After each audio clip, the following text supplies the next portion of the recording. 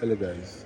So in this video we'll be looking at how I was able to pass, how I purchased and was able to pass my FTMO $100,000 account, the evaluation and the verification.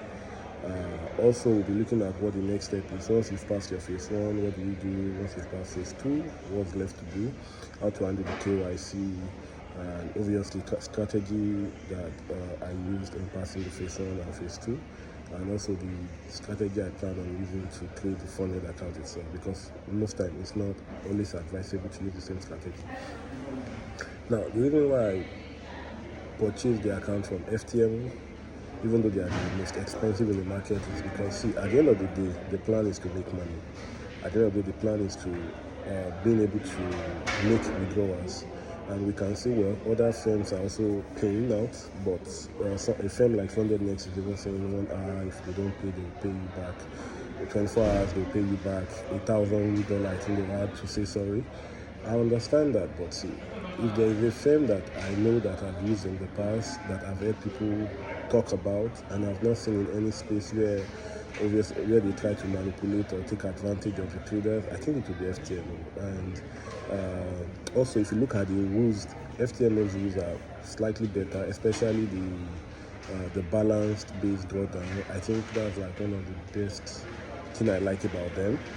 The idea of trading equity-based drawdown, I don't think it's the best way to trade. I think the limitation is just too much. You say we have 5% to risk. Excuse me, 5% to risk, but in your hidden rules, you also make it clear that we can't risk more than 2% per position. If not, you look as if we are leveraging the account. Now, I can only risk 2%.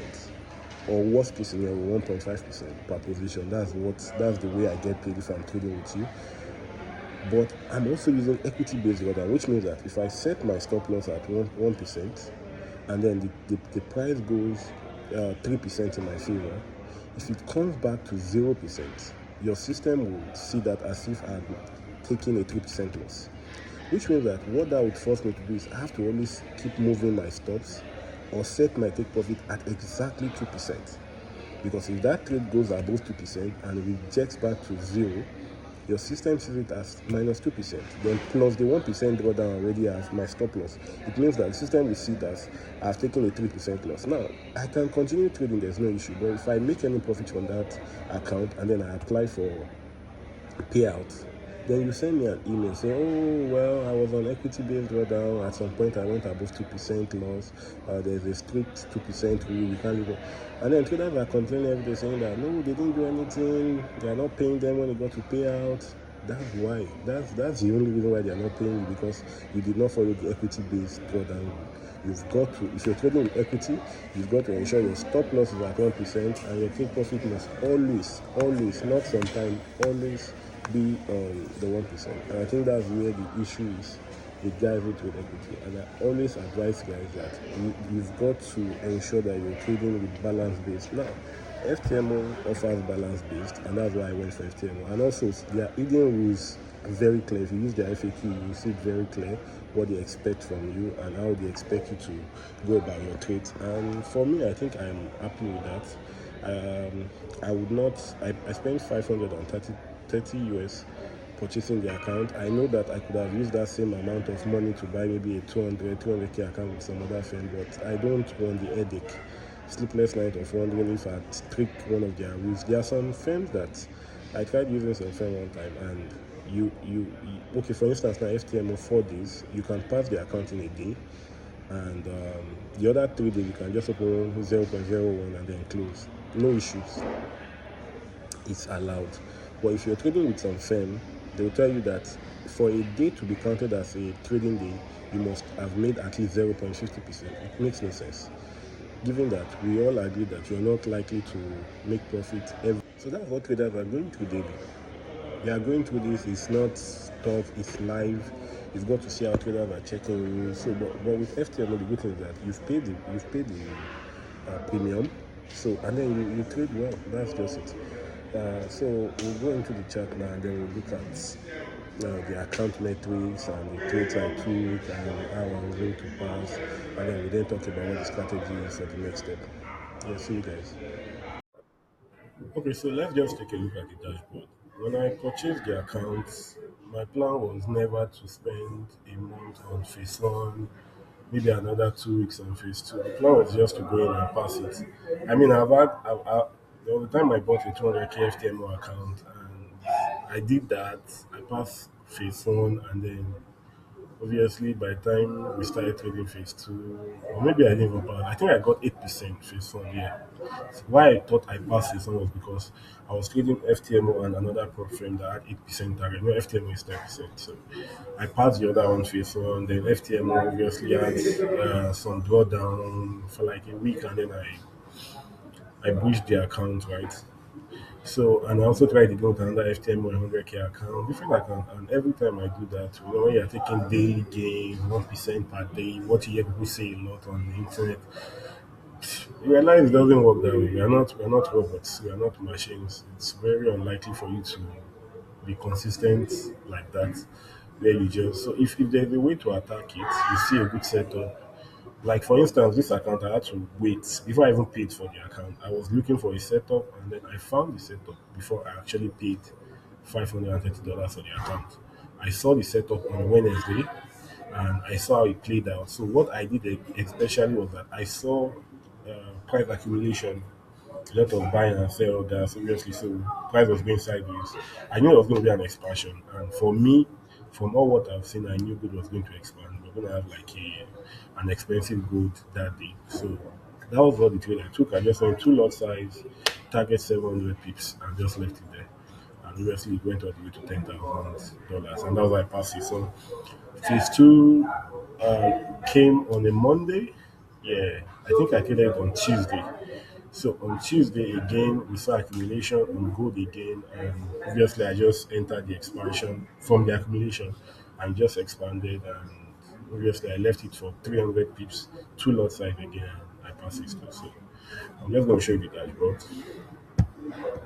So this is FTMO's landing page. Let me just log in. I hope the internet is better now because the internet was really slow this morning. I don't know what's going on. Yeah, I think it's more or less the same. Okay, so I'm in. So as you can see on FTMO challenge, it says 110,113. So we're just going to look at the details. I'm hoping I'm able to open this now. Yeah, so you can see it says past, ended 17th of April, 110.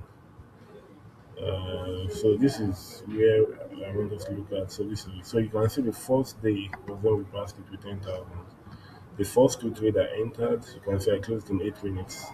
I was trying to enter the accumulation, so that's sideways. This was the trade. So I was going to buy. Obviously, I knew that gold was going, but unfortunately, I closed at 700 because I realized the price I was buying from was not a very good price because we kept coming back to the tester area.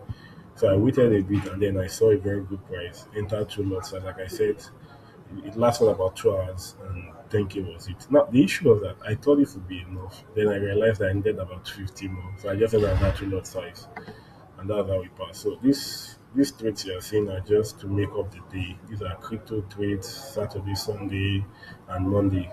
So on Tuesday was when I got the phase two. So we're just going to go to that now. Let's go back to verification. So now we're on verification. You can see account balance is 105,000, and we know that the target for phase two is 5,000. So it says passed, ended.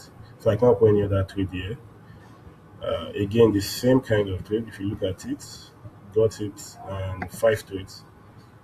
But if you pay attention, you see that it's almost the same. I tried to buy AUD USD because it correlates with gold.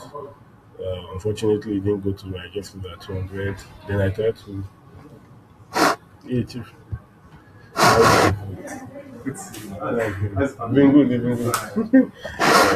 So we tried to buy one lot side there, and unfortunately, realized again, just like you saw, that the price was not at, I was not buying at the cheapest price.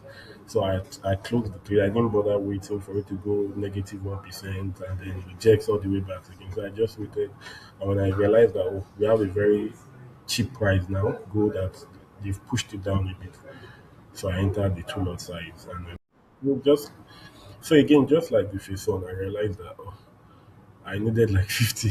I mean, I panicked at that point because I was looking at it. I was thinking, like I did not calculate the TP right. By the time the TP hit, I still realized that I needed 50. I think $50 more. So I opened a position. No, I needed $20 more. I think that was what I needed. Then I opened the position and then I closed it at $25. But because the order was not in on time, it took a $23 loss in. So at that point now I needed $50, not 20 anymore. So at that point I needed 50. So I was like, man, you know how, because you're looking for $50 now, it might just crash the whole account. So I panicked a bit. I was like, should I just wait till evening and then try to get $50, or just go with the flow of the market, because we had the expansion, we are seeing a lot of order coming. Anyway, I just entered on that too. I mean, obviously, I was able to close at 74. So with that, I mean, we're able to close that, and yeah. So obviously, got the email. So I'm just going to share the email now, and this is the first email. It says, "Dear Amma, congratulations on passing the first step towards becoming." Anyways, this is the first one you get, the first email you get when you pass this on, and then the rest they will send you your login credentials. And this is the second email I got after passing phase two. It says, "Amma, so that's me again. Verification you have now completed." So what next is, I think it's very important, especially for traders who are trading from Nigeria. It is very important that you sort out the KYC as soon as possible. Once you're done with phase two, they're going to send you a link, which is this link for you to sort out your KYC. And once you're done with your KYC, you have to undo the agreement, which will come in 24 hours. So for my KYC, I struggled a bit because I was going to use my NIN, because you have to use your card, your ID card, or your passport. So I think most people do not really have the international passport to use, or they are not comfortable uploading their international passport on on the website. So obviously you want to go with your card, right? Now with the card, you've got to ensure that you're using. Most time you want to use your driver's license. Driver's license is perfect. If you've got driver's license, it's perfect. Unfortunately for me, my driver's license had just expired, so I could not use my driver's license. But I had NIN, which is national, the one Nigeria gives you as a citizen, the national ID card. Now, I was going to use my NIN, but there are two different types of NIN. The one I have is the old one, which is like a slip. I think if you're a Nigerian watching the video, you know what I'm talking about. It's like a slip. Now, that one does not carry your date of birth. It only has your address, and they don't need to see your address on the card. What they're looking for the card is your date of birth. Now, the other proof of residence you then have to submit, that's the one they're looking for your address. Now, for the proof of residence, you can choose to use your bank statement, which must have your address. Because if you decide to use your NEPA bill, your EKDC bill, power bill in Nigeria, most people live in a rented apartment, or you are living with someone or squatting with someone. It's not your house, but they require that the utility bill must carry your name, that house must be your name. So since you don't have that house, you've got to use your bank statement. Now the issue again is that you might have inserted an old address in your bank when you're opening it. Maybe you opened it when you were in school, maybe when you were in another neighborhood. Now it's best for you to sort that out before using it. If not, you keep having issues. So for me, I had to go and print out the new national ID card, which carries your DOB. That cost me about 7,000 naira to do, and I uploaded that. Then the second thing I had to do was I had to go and update my address at the bank. So I took my utility bill to the bank where I live now. They updated it, and then I used my bank statement. And with that, it was seamless. In 2 minutes, I was already, my KYC was done. And what I'm waiting for now is the account. So I'm basically just waiting for them to send me the agreement to sign, and also to give me the funded account, $100,000 funded account, which is very very nice. the possibilities endless. I mean, you can do so much with that. And the plan obviously is not to target 10, 15. My goal is just to do 5% of that, because 5% is is $5,000, and then you get your $530 refund. So with $5,500 bi-weekly, 2 weeks, in Naira, I think that's about 7 to 8 million Naira, which is quite a lot. So that's, I think that's the goal at this point. Got the account passed. The phase one and phase two was somewhere here, obviously. Then we had this breakout, and then I created this test where we were supposed to enter a sell here, a continuation. But unfortunately, I haven't still gotten the account anyway, the funded account, because by the time I was done with phase two, on Monday, you just keep waiting and waiting, and then we had all of this move. I targeted 1,000 pips here. That bad as it is, we might be able to get maybe 500, 400, 300 pips out of this. And you can see that we're having a rejection back up. But I sincerely feel that this we're going to have a trap here all week long, because of the US oil issue. I think as new event comes up today, tomorrow, over the weekend, we might have a strong sell back to this area. So it's very interesting to see. So this is the plan. The plan is to sell gold next week, given all the issue with Strait of Hormuz and the issue with the Iran oil. So my plan is to just sell gold. I don't have any other plan. Now the question is, so moving on now that you funded $100,000. So how do you what is the target? What's the plan? I think that's the next step here. So for me, I know what gurus are saying online, what the experts, what these guys are saying. Most of them would say, oh, just target 1%, target 0.50%, and at least you are sure of a withdrawal and you get your refund back. And then the next one, you can then target something bigger. For me, I don't really believe that completely. I know they have their belief. I know they have why they are saying that. But I don't completely believe in just getting your refund back for the sake of getting your refund back. I feel like it should be a bit more than that. It should carry something better than just 0. Something percent. Because guess what? This is how I see it. If I target zero point 0.5 and then I get zero point 0.5 of $100,000 is $500, and then I get paid 500 US, and it doesn't just stop there. Then I get my refund of 500, that's 1,000. So now I take that 1,000, keep it somewhere, and then given that I have my refund now, I can then trade. I try to trade the second payout, and then I breach the account. Now, what have I gained from all the stress, given that, let's even say, to pass the phase one and phase two, the emotional trauma, maybe it took you about a month or two to do that, and now you've just lost the account. But the only good thing is that, oh, but I still have 1,000 doing that. Then you have to go start the process on phase one again. So for me, I feel like I'll be happier starting the process again if I had taken at least 5% from that account. So my plan would be my first payout, the goal is anywhere from 4% to 6%. If I make a withdrawal of 4,000 to $6,000, I think I'll be more than happy. If I lose the account, at least I know I took $6,000 from that account. So my goal is simple. It's just to, you can see it says 100,000. Don't mind me. Weekly go $4,000. But actually, what that means is that in 2 weeks, 8,000, but we're actually targeting 4K in 2 weeks. Now, how do we do that?